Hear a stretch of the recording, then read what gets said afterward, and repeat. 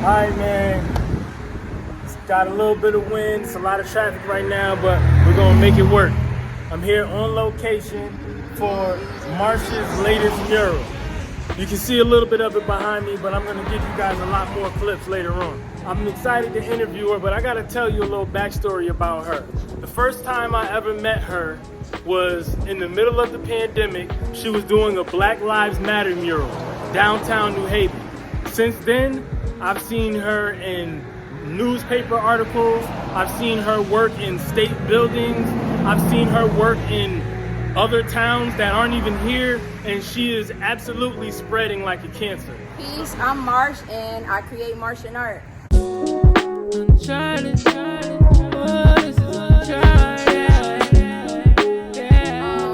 I grew up in New Haven, pretty much been into art off and on my life. Became a tattoo artist and decided I needed to explore other ways of being creative on my downtime. But what we're looking at right now, I don't want to take all the credit. This was done with my help, but majority by the youth workers who were hired by Hamden to create this beautiful mural behind us. This is our friend Spud. Yeah, so when did you know that art was your thing that you were gonna do for the rest of your life? I want to say it was cool to be like all my life, right? Yeah. But I knew that I was talented, but I didn't think I would be an artist. Yep. I didn't really start to call myself an artist. Well, let's start here. I've only been painting for coming up 5 years. 5 years? Yeah, just coming up on barely, but yeah, just coming up on about 5 years. And so I've been tattooing for 7 years. And so when I started tattooing, my mentor was like, "Oh, you got to do something else besides just tattoo, because what happens when you have nothing to do? Right. And how are you going to get better as a tattoo artist if you're not drawing?" So that's crazy, because I was gonna ask you about the tattooing, but based off of your Instagram page, I thought that you transitioned into tattooing. Like, oh, let me start doing this. You know what I'm saying? And I was just like, yo, she's really good, really fast. Like, No. So I have 2 separate pages because when I first started doing art, a lot of my tattoo clients complained that it was hard to. My page was too busy, so I decided to separate the 2. And then, but every now and then, I also like to give my, my client base a taste of everything that I'm doing. Gotcha. So if you see me on that page, you'll see a little bit of everything, a little bit more of my lifestyle on that page. My tattoo page is only tattoos. Shout out the tattoo page. What's the tattoo page? So my tattoo page is _CAPTDAMARSHUN, Captain Martian. Oh, Captain Martian, that's lit. Wow. Did not know that you were a tattoo artist first, but I saw something you did with a lion. I'm a Leo. I was like, oh, I think I need something like that. You know what I'm saying? Right here. I need. Oh yeah, yeah, I need Let's that. do it. Yeah. So tell me, who are some of your inspirations and why? Well, when I think about my connection to wanting to be helpful to the community and kids, I owe that to my grandma and my mother. They were always a big part of the community that we grew up in. Gotcha. And so I saw that all my life. But when I think about artists, Basquiat, that's my boy. I'm trying to get the crown right. I knew it. You know what I'm saying? I'm free forming, but he's definitely a big influence on me. I love him because his style is so grunge and like abstract, and I kind of have a mixture of that in my own style. Yes. Not as grungy, which I just can't take it there. But I do appreciate the combination of his work and how it just makes the city, like how it just fits anywhere. You can put it anywhere, and that's what I want to do. Put my art. I want my art to be able to be anywhere. Yeah, and I think you're doing a good job with that, because you're literally any and everywhere. I see you in state buildings. You're around here. I saw some other business that had your artwork in it, and I was like, oh, I know who did that. Yes. You know what I'm saying? So you're definitely spreading like a cancer. I actually seen you in the newspaper too, right? Yes. So can you tell me a little bit about that? So I did a couple murals in the visiting rooms for the DCF New Haven and DCF Meriden. That was a really awesome project because I was able to take like those stale blue walls that people like. You have to visit your family here. This should be a moment of like some smile in a weird place, right? It should be a moment of smiling, or at least have something beautiful to look at, or be inspired by. Right. And so I created pieces for both of them in their teenage rooms. Okay. So now, how do you get chosen to do that type of work? Or did you put a bid in, or how does that go? No, not for that. Sometimes I do have to like apply for opportunities, like the one I did downtown New Haven on Orange, right by Gotham. Okay. Over there, that I had to apply for. Okay. And so I got picked. I submitted a design, Gotcha. and answered all these questions, and they picked me. Okay. But for the DCF ones, they found me. They saw my work on Marsh and Art. Yep. And they reached out to me from there. And I did one, and then they were like, yo, we really love what you did. Can you come back and help us again? And so, I want to do them all. Hey, let your work speak for itself. For real. Okay. So, as far as the business side of things, being an entrepreneur, how do you calculate your materials for a mural? Just curious. So, first you need to find out the measurements of the wall.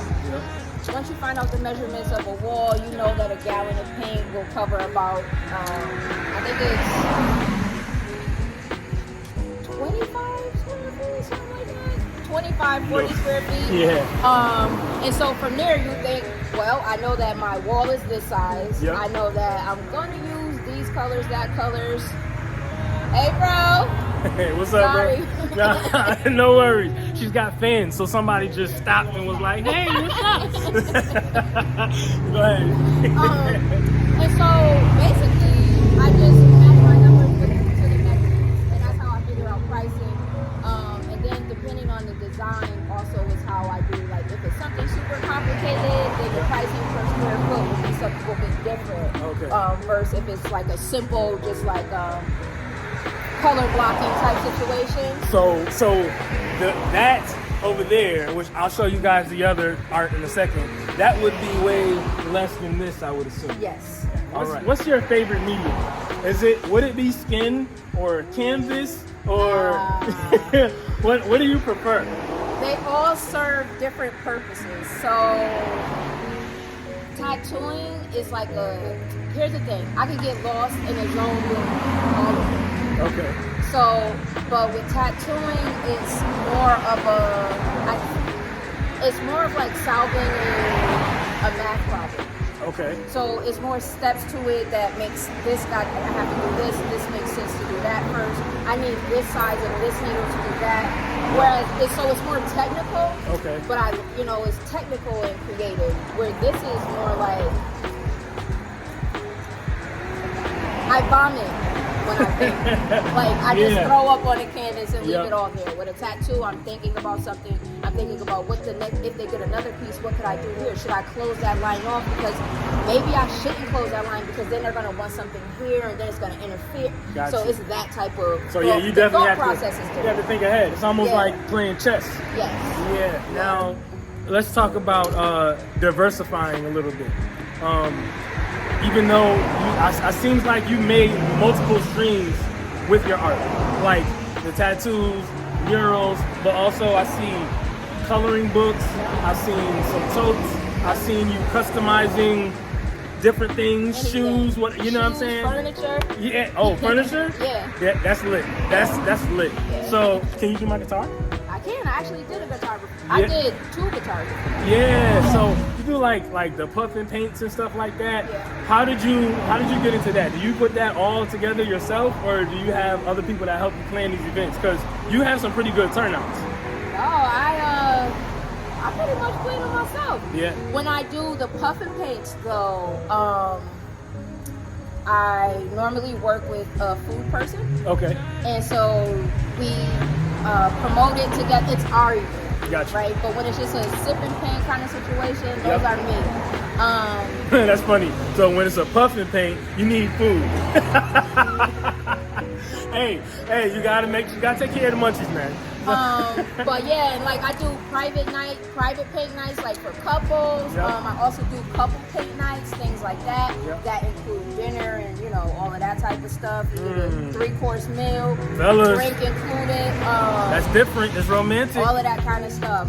Yeah. But yeah, a lot of my support started in Bridgeport. Oh, okay. Okay.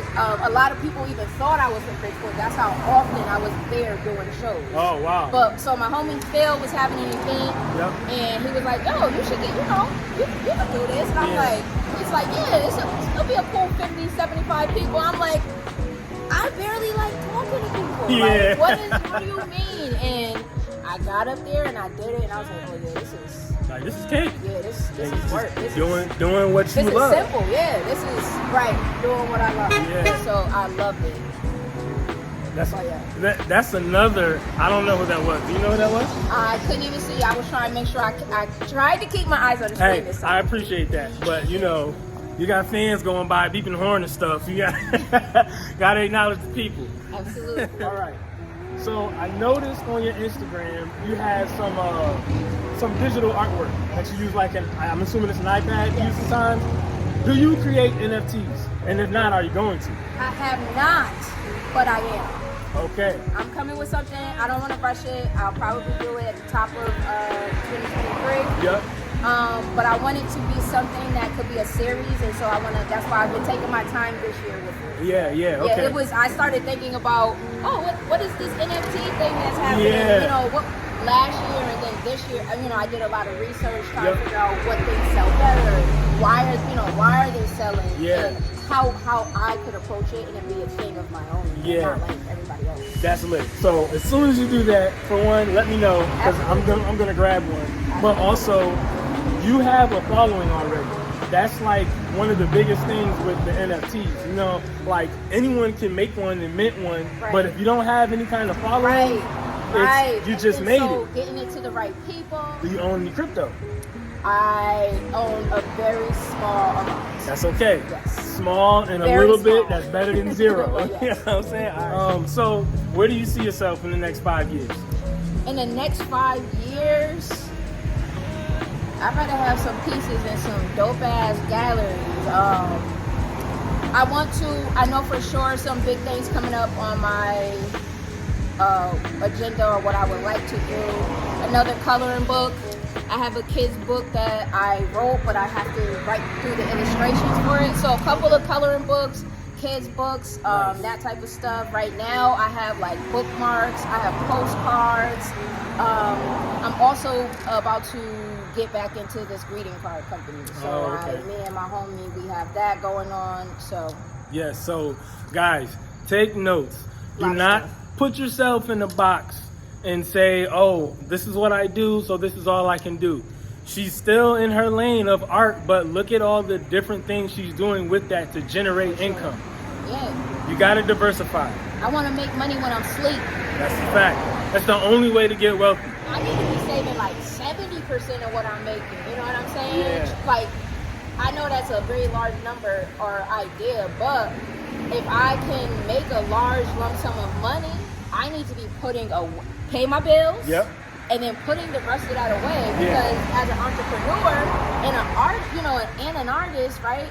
Because sometimes the two are different, even though they run together. Yep. But they're different because as an artist, sometimes people just can't afford to buy art right now. Yeah, right. You know what I'm saying? Yep. As in, where if you're just not just an entrepreneur, but if you're an entrepreneur that's selling things that are constantly usable for people, it's kind of easier for you to stay afloat. Sure. So you just want to be mindful in the rainy days that I'll be all right. And so that the pandemic also reinforced that idea for me. Like, yeah, girl, you should have been saving a little bit more money, sis.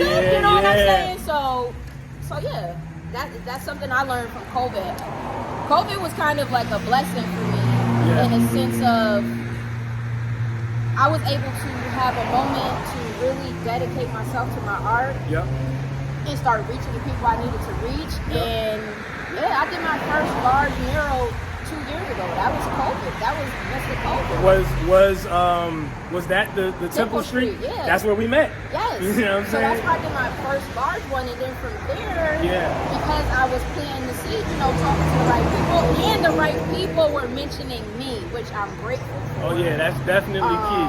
Yeah, once that started happening, everything else just kind of snowball effect, and like you said, let the work speak for you. Yeah. I gotta let my work speak for me because people put their names and necks out there for me, and so that's a big part of becoming an artist, and I didn't realize that until recently. So I'm grateful. What advice do you have for any young artists who see you and they want to do what you do when they get older? Practice, practice, practice. And what I will tell you, a secret, my grandma used to say this to me all the time. She'd be like, whatever, grandma. Right? The younger you are, the more supportive people are to you. So, if you are a young artist, I'm telling you, create, sell your stuff at a manageable price, and I promise by the time you're my age, you could really be a big artist. Your following will be like huge, and you started the work when you were young. Plant the seeds now. That's all. Plant the seeds now. Man. So before we wrap this up, do you have anything coming up or anything that you want to promote? Go ahead and shout it out. Let the people know. I got some murals in Meriden. I have actually a showcase. It's not mine, but I'm a part of a fashion showcase where my art will be on display and up for sale this Sunday, 4 to 8. I can get the rest of the details at LabCorp, actually. That's what it's at. Okay. All the websites or anything you want to shout out? Absolutely. So my website is marshunart.com. That's MARSHUNART.com. Right. Thanks for talking to me.